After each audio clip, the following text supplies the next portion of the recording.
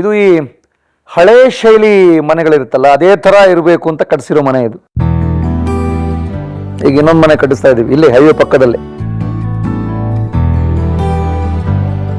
ಸಾಧ್ಯ ಆದರೆ ಮುಂದಿನ ತಿಂಗಳು ಗೃಹ ಪ್ರವೇಶ ಮಾಡಬೇಕು ಅಂತ ಅಂದ್ಕೊಂಡಿದ್ದೀವಿ.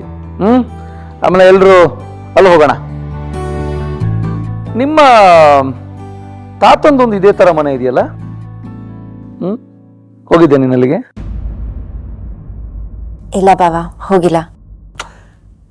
ಹೋಗೋಕೆ ಹೆಂಗ್ ಸಾಧ್ಯ? ಪಾಪ ಅಪ್ಪ ಅಮ್ಮಂದು ಲವ್ ಮ್ಯಾರೇಜು, ಓಡಿಸ್ಕೊಂಡು ಹೋಗಿ ಮದುವೆ ಆಗಿರೋದು. ನಿನಗೆ ಹೋಗೋಕೆ ಮನಸ್ಸಿದ್ರು ನಿನ್ನ ಅಜ್ಜ ಅಜ್ಜಿ ನಿನ್ನ ಸೇರಿಸ್ಕೋಬೇಕಲ್ಲ ಪಾಪ. ಹಾ, ಆ ಬೇಜಾರಂತೂ ಇದೆ.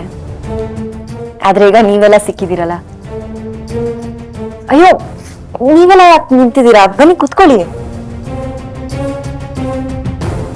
ಅಕ್ಕ ಬನ್ನಿ. ನನಗಂತೂ ಮದ್ವೆ ಮನೇಲಿ ಓಡಾಡಿ ಓಡಾಡಿ ತುಂಬಾ ಸುಸ್ತಾಗಿತ್ತು. ನನ್ ಗಂಟ ಎಲ್ಲ ನೋವ್ತಿದೆ ಗೊತ್ತಾ?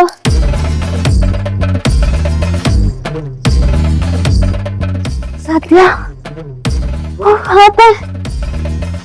ಏನಮ್ಮ ನಂದಿನಿ, ಹೇಳಿ ಅತ್ತೆ.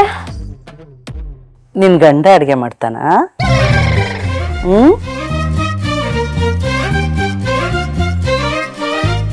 ಹೋಗು, ರಾತ್ರಿಗೆ ಏನ್ ಬೇಕು ಅಂತ ನೋಡ್ ಹೋಗು. ಒಂದು ನಿಮಿಷ.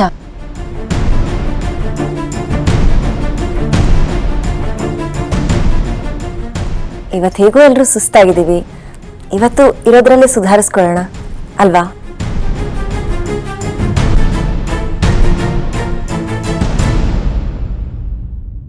ಇಲ್ಲಮ್ಮ, ನಮ್ ದೊಡ್ಡವನಿಗೆ ಎಲ್ಲ ಕರೆಕ್ಟಾಗಿ ಆಗ್ಬೇಕು, ಟೈಮಿಗೆ ಸರಿಯಾಗಿ ಆಗ್ಬೇಕು.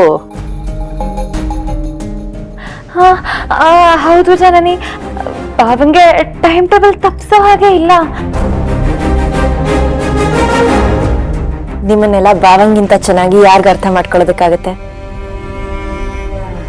ನಿಮಗ್ ಸುಸ್ತಾಗಿದೆ ಅಂತ ಬಾವಂಗೂ ಗೊತ್ತು. ಮತ್ತೆ ಯಾಕಷ್ಟು ಟೆನ್ಷನ್ ಮಾಡ್ಕೋಬೇಕು ಅಲ್ವಾ ಬಾವ?